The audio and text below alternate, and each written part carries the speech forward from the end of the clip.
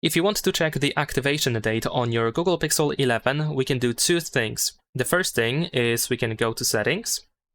Here in Settings, go to About Phone. Then in About Phone, you can find the battery information.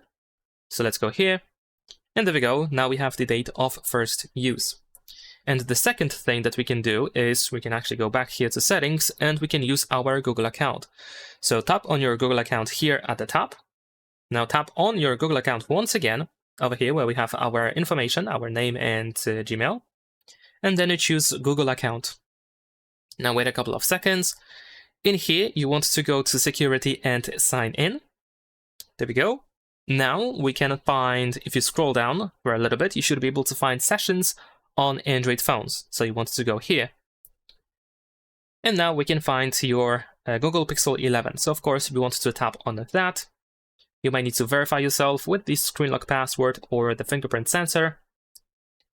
And then we should be able to see the first sign-in date. Now, of course, this date is relevant if you actually signed in immediately after the initial configuration on your Google Pixel 11. If you used a different Google account, you can of course tap on the current Google account here in the upper right corner, and you can change it and then check out for the proper account.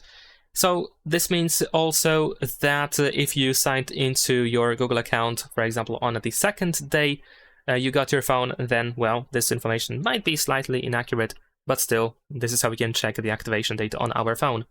Leave a like and subscribe.